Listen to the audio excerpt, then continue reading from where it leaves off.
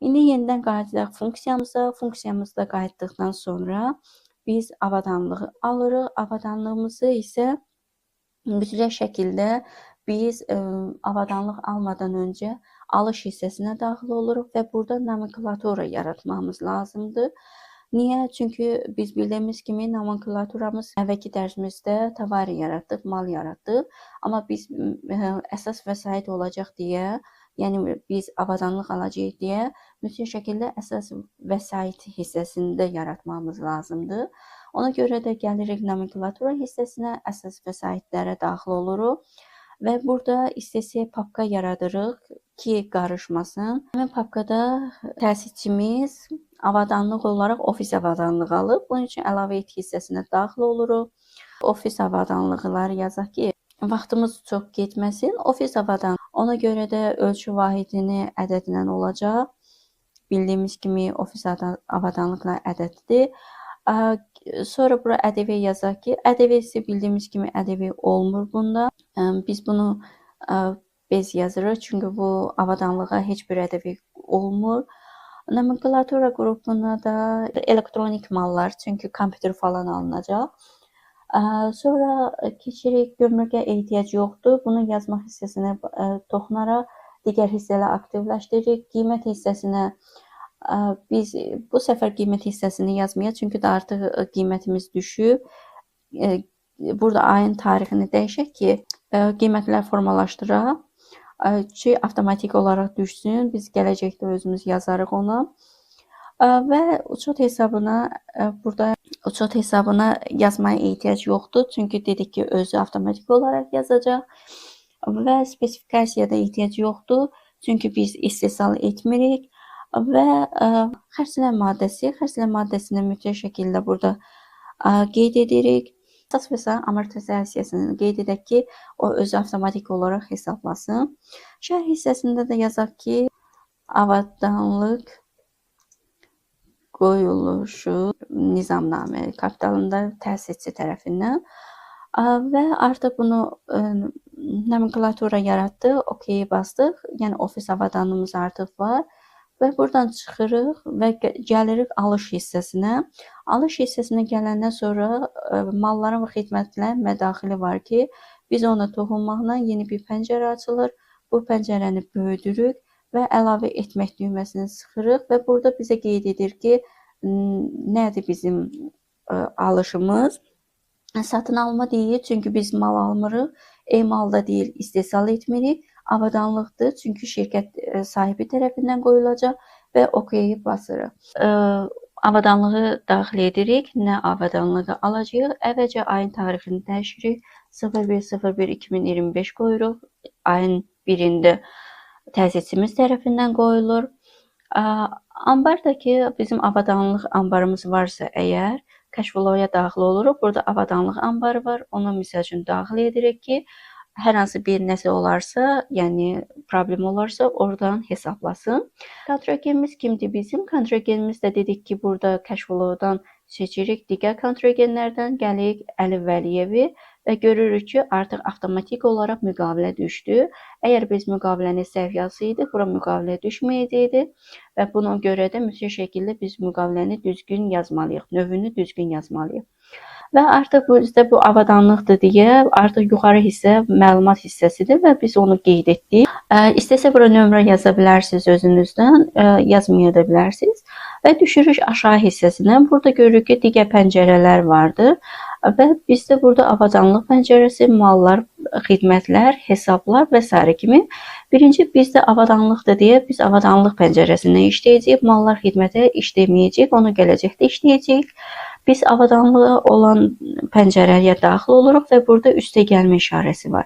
Onun üzərinə toxunmaqla biz aşağıda daxil edirik və burada görürük ki, nomenklatura hissəsi oldu və buradan biz daxil oluruq və nomenklatura hissəsində biz əsas vəsaitlərə daxil olub, Cashflow daxil olub, daha sonra ofis avadanlıqları seçirik və avtomatik olaraq bura düşdü.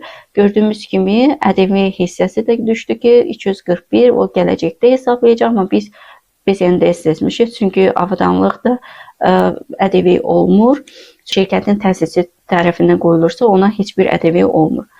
Miqdarın deyək ki, təsəvvür eləyək ki, kompüter falan alınıb, 10 dənə kompüter alınıb və qiymətini də yazaq. Qiyməti nə qədər olsun? Qiymət hissəsinə gəlib aktivləşdiririk. Yəni burada bir dənəsi 1000 manatdandır. Obşe 10.000 verəcək. Sonra isə biz hesablar hissəsinə keçirik və burada artıq hesablarımızı yazmalıyıq.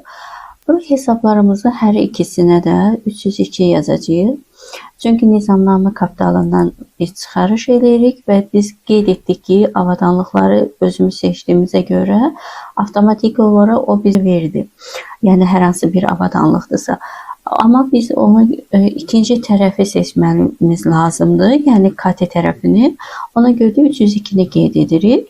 Və aşağıda da bildiyimiz kimi təsisçi avans vermədiyinə görə də orada 302-ni qeyd etməmiz lazımdır ki, yəni nizamnamə kapitalıdır. Burada başqa bir şey deyil.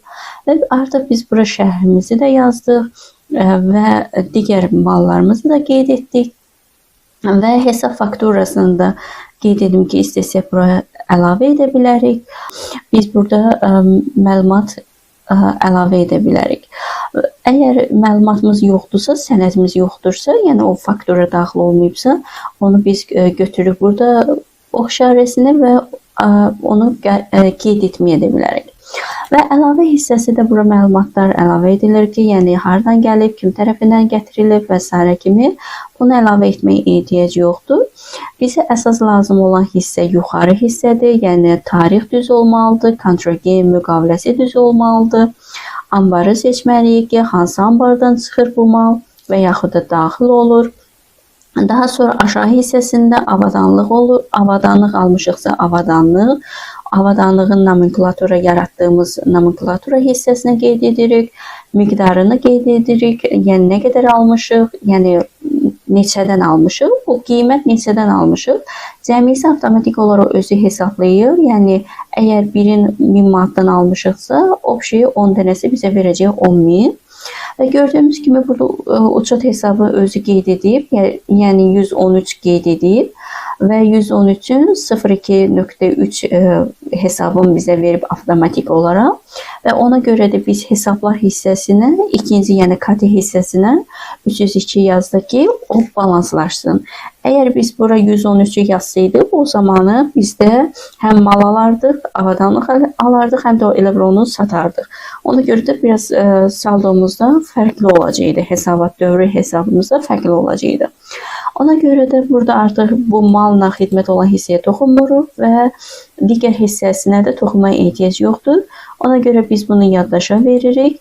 Yaddaşa verdikdən sonra DK hissəsinə toxunaraq artıq görürük ki, bizim 302-mizdən azaldaraq, 10.000 azaldaraq ofis avadanlığı olub, alınıb və 113-ümüz artıb. Kim tərəfindən alınıb? Təsisçimiz tərəfindən. Nə qədər alınıb? 10.000-lik alınıb. İndi gəlin bu saldomuza keçək və hesabımızı formalaşdırsaq, görürük ki, bizim hesabımızda artıq avtomatik olaraq birinci bölmə açıldı, yəni avadanlıq bölməsi. İstifadəyə verildiyinə görə 113 göstərdi. Yəni dövriyyə ərzində bizim 10.000-lik avadanlığımız oldu. Dövriyyə sonunda da 10.000-lik var, yəni heç bir dəyişiklik yoxdur. Amma 302-mizə baxsaq, görürük ki, 50.000-lik qoyduğumuz nizamnamə kapitalı artıq 50.000-lik də bağlandı. Yəni 10.000-lik avadanlıq aldıq, 40.000-lik biz pul vəsaiti elədik, yəni onun 5.000-i biz kassaya qoyduq, 35.000-i bank hesabına qoyduq və toplamda 50.000-lik artıq dövriyyəmiz oldu. Və bununla da gördük ki, il sonunda, dövriyyə sonunda 50.000-imiz balanslaşdı. Yəni bu balanslaşma əgər düzgündürsə, deməli bizim əməliyyatımız düzgün olub. Yox, əgər yanlış olardısa, o zamanı burada müəyyən dərəcədə qiymət fərqi olacaqdı və yaxud da burada hər hansı birində qırmızı göstərəcəkdi. Və bu şəkildə artıq biz nizamnamə kapitalı qoyduq, yəni pul vəsaiti və avadanlıq qoymaqla nizamnaməmizi təsdiqləmiş olduq.